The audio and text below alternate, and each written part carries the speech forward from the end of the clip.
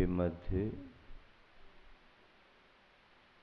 आचार्य प्रणीत गाथाओं का स्वाध्याय किया जा रहा है। स्वाध्याय मन की खुराक है।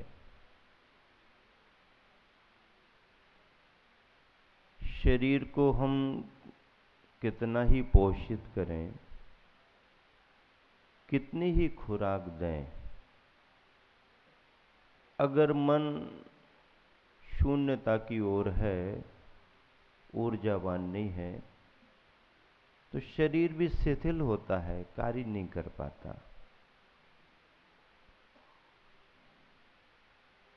और बहुत सारे उपवास होने के बाद भी शरीर को कुछ नहीं मिला है, फिर भी मन के लिए वैचारिक खुराक यदि मिलती है, मन ऊर्जावान रहता है, तो उपवास का भी प्रभाव शरीर पर नहीं दिखता है। शरीर पर दिख भी जाए पर उसकी प्रसन्नता में नहीं दिखता है। इसलिए प्रतिदिन शास्त्रों का स्वाध्याय होना चाहिए। स्वाध्याय को भी अगर कोई कराने वाला मिल जाए तो अर्थों को समझना आसान हो जाता है, और अगर कोई समझाने वाला ना मिले तो सरल सरल बातें भी कई बार कठिन कठिन लगती हैं।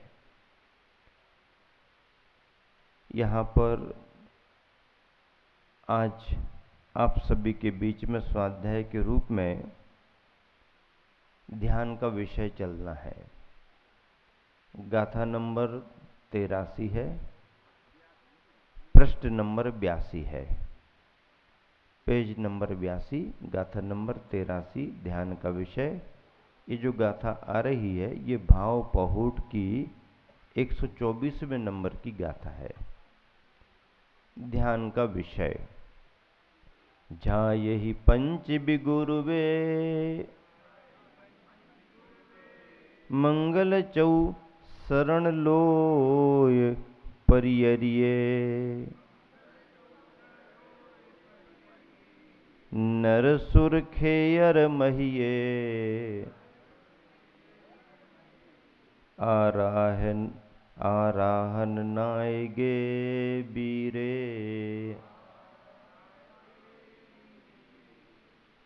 बहुत सार गर्भित गाथा है। आचार्य प्रवर कुंद कुंद स्वामी अपने ग्रंथों में बहुत कम जगह है किसी का नाम लिए हैं, बल्कि उन्होंने स्वयं अपना नाम भी कहीं नहीं दिया। कुंद कुंद के संपूर्ण ग्रंथों को पढ़ो, उनके प्रसिद्ध ग्रंथों में कहीं उल्लेख नहीं है कि उन्होंने उस ग्रंथ को लिखा। केवल एक ग्रंथ है जिसमें उल्लेख मिलता है। 12 भावनाओं पर स्वतंत्र ग्रंथ लिखा है, वारसानुवेक्षा, वारस अनुवेक्षा, द्वादशानुप्रेक्षा, 12 भावना। अंत में उन्होंने कुंद कुंद मुनि नाहे ये लिखा है, बस केवल एक। संभवतः वो प्रारंभिक ग्रंथ रहा हो, उसमें उन्होंने उल्लेख कर दिया हो। बाद बाद के विशिष्ट विशिष्ट परिमार्जित परिमार्जित गहराई वाले सैद्धांतिक दार्शनिक ग्रंथों का लेखन चला, तो उनको लगा होगा कि लिखने वाले का भी नाम क्या देना, लिखने वाले कितने हो गए, अक्षरों अक्षरों से शब्द बने हैं, शब्द शब्द से पद बने हैं, गाथाएं बनी हैं, सूत्र बने हैं, मैं रचयिता मैं लेखक, नाम देने की जरूरत नहीं। किसी ग्रंथ में नाम नहीं लिखा। ये तो टीकाकारों का महान उपकार है, और उन टीकाकारों में भी आचार्य जयसेन महाराज का महान उपकार है कि जिन्होंने बड़े गौरव और गर्व के साथ ये लिखा है कि ये मूल रचना, मूल गाथाएं, ये ग्रंथ आचार्य प्रवर कुंद कुंद स्वामी के द्वारा लिखा गया है। और इतिहासकारों ने उसे सिद्ध किया। आचार्य प्रवर कुंद कुंद स्वामी ने भी ग्रंथों में बहुत कम जगहों में भगवान की स्तुति की है, भगवान को नमस्कार किया है, स्मरण किया है, उनके आराध्य थे, परमात्मा थे, वो सब ठीक है। लेकिन बिरला प्रसंगों में ही उन्होंने स्मरण किया है, लेकिन किया है। यहां पर आराहन नायगे बीरे, वीर भगवान को याद कर लिया। समय सार में केवल सिद्धों को याद किया, कोई तीर्थंकर को याद नहीं किया। बंदितु सब सिद्धे, और कहीं कुछ भी उल्लेख नहीं, केवल सिद्धों की वंदना की और समय सार प्रारंभ। हम अपनी जिज्ञासाओं का समाधान करते हैं, उनसे उत्तर मिलता है। पंच कल्याणक हमारे तुम्हारे सामने सामने हुए हैं, तो जो प्रत्यक्ष बैठे हैं परमात्मा के रूप में, वो हमारे को उपदेश दे रहे, तो हमने सबसे पहले किनको पकड़ लिया? अरहंतों को पकड़ लिया। गुरु गोविंद दो खड़े हैं, लेकिन पकड़ेंगे किसको पहले? हमें तो ये मालूम ही नहीं कि ये गोविंद हैं। इन्होंने कहा कि ये गोविंद हैं, तो पहले भैया आपकी बड़ी कृपा है कि आपने गोविंद का परिचय करा दिया, अन्यथा हम गोविंद को पहचानते ही नहीं। गोविंद भी कोई होते हैं ये भी हमें मालूम नहीं होता। अब गुरु ने गोविंद से परिचय कराया, यानी अरहंत परमात्मा से परिचय कराया, तो अरहंतों के पास जाने पर उन्होंने क्या कहा?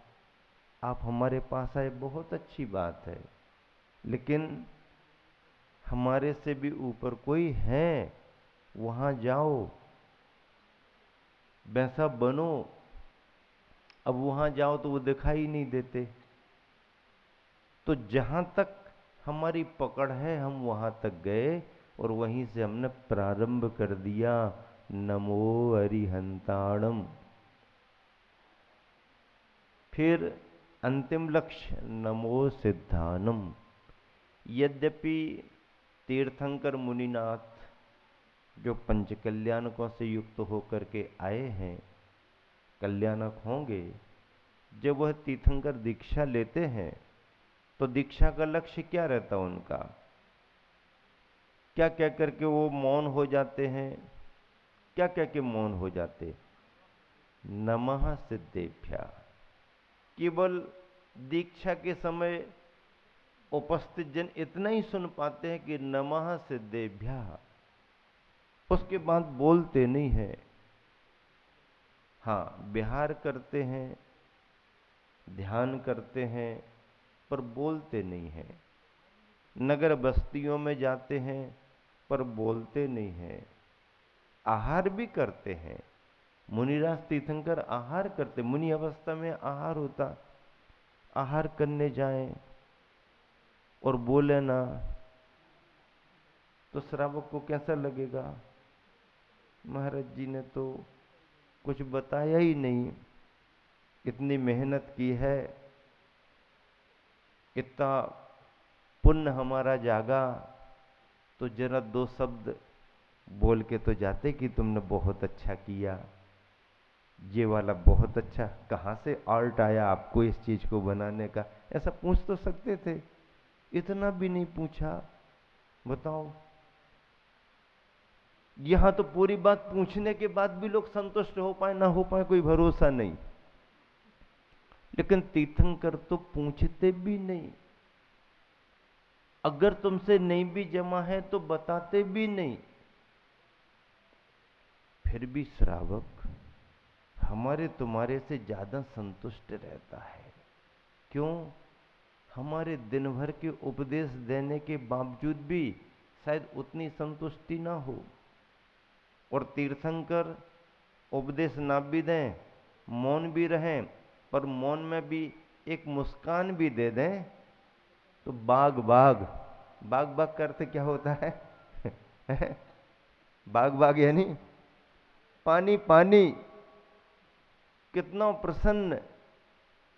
अरे उसकी प्रसन्नता तो सामने दिखती है जिनको समाचार मिलते हैं ऊपर, किस दातार के घर पर आहार हो गए, उसके प्रांगण में क्या गिराते हैं, क्या गिराते हैं? रत्न गिराते हैं। परसों हमारा आहार हुआ था, आहार होते समय कुछ लोहा लंगड़ गिर गया एकदम, रखा होगा कुछ, अब कैसे गिर गया भगवान जाने, लेकिन गिर गया, आवाज आ गई। आवाज आ गई तो थोड़े चौके वाले थोड़े से घबरा से गए, चौके के बाहर था, तो भैया जी अंदर से बोले चिंता नहीं करो, पंचाश्चर्य हो रहे हैं। पंचम काल के पंचाश्चर्य, पता नहीं कब क्या गिर जाए। सुनिश्चित रहता है तीर्थंकर भगवान का जिस प्रांगण में, जिसके घर पर आहार हो जाता है, उसके आंगन में रत्नों की वर्षा होती है। रत्नों का उपयोग श्रावक कर सकता है, आमजन उसको उठा सकते हैं, अपने घर पर ले जा करके रख सकते हैं। उन रत्नों का उपयोग मार्केट बाजार में कोई भी कर सकता है। हाँ, ओरिजिनल, आर्टिफिशियल नहीं। ये कुबेर लुटाता है जो पंच कल्याणकों में बच्चे भी समझते फालतू प्लास्टिक के पटक रहा है, वो भी समझ लेते ये तो उसमें मिक्स कहीं एक आध कोई दाना आ जाए तो वो समझ जाता है ये असली वाला है, सिक्का इक्का दिख जाए तो समझ जाता है ये सही है। ऐसी माला तोड़ तोड़ करके लुटाते। माला क्या है, वे तो प्लास्टिक के गुड़िया लगे हुए हैं, उस माला से कोई माला माल होगा क्या? अरे तीर्थंकर के कल्याणकों में जो रतन बरसते हैं उनका कहना क्या। तुम्हारी दुनिया के सारे डायमंड उसके सामने फीके फीके हैं, कोहिनूर हीरा की चमक भी उनके सामने फीकी है। हाँ, ऐसे रतन बरसते हैं। कितना पुण्य, कितना प्रभाव किसका? आहार लेने वाले का और आहार देने वाले का भी। तीर्थंकरों को सभी आहार नहीं दे पाते, नियोग है। और जो दातार तीर्थंकर को साक्षात आहार दान दे लेता है, वो या तो उसी भाव में मुनि बनकर के मोक्ष जाता है, या हाँ उसी भाव में ही मोक्ष जाता है, या तो लगेगा ही नहीं। श्राविका को लगेगा, श्राविका स्वर्ग जाएगी, फिर आके मुनि बन के मोक्ष। जिस गृहस्थ ने, जिस श्रावक ने तीर्थंकर की अंजलि पर एक ग्रास भी रख दिया, उसी भाव में वो मुनि बनेगा, इतना पुण्य है उसका। उसी भाव में केवल ज्ञान पाएगा और मोक्ष जाएगा पक्का, इसमें कोई दो मत नहीं। कितना पुण्यवान होगा। और तीर्थंकर कम पुण्यवान है क्या? अरे जहां जाते हैं 6 ऋतुओं के फल फूल, जहां जाते 6 ऋतुओं के, गर्मी के मौसम के, बरसात के मौसम के, सर्दी के मौसम के, और उन तीनों ऋतुओं के बीच में भी शिशिर, वसंत और हेमंत। हाँ, ये 2-2 महीने की एक एक ऋतु, 6 ऋतुओं के फल फूल एक साथ आ जाते। कैसे आते होंगे? प्रभाव है पुण्य का प्रभाव। ऐसे पंच परमेष्टियों में अरहंत के रूप में यहाँ पर वीर भगवान का स्मरण किया गया। मुझे पढ़कर के बहुत प्रसन्नता हुई कि भाव पहुड़ ग्रंथ में आचार्य कुंद कुंद स्वामी ध्यान का विषय बतला रहे हैं, पंच परमेष्टि का स्मरण कर रहे, और उसमें वीर भगवान को याद कर रहे हैं। अलग अलग जगहों में अलग अलग तीर्थंकरों को भी याद किया है, लेकिन कुछ ही प्रसंगों में मंगलाचरण वगैरह, बाकी तो सारा शुद्ध तत्व सिद्धांत की बातें चलती हैं। झायहि पंचबी गुरुवे मंगल चौ शरण लोय परियरिये नर सुर खेयर महिये आरहन नायगे बीरे। एक एक शब्द का मिलान करें। पंच भी गुरुवे, पंच गुरुओं का। कितने गुरुओं का? पंच गुरुओं का। गुरुओं के रूप में पांचों परमेष्टि का स्मरण किया गया।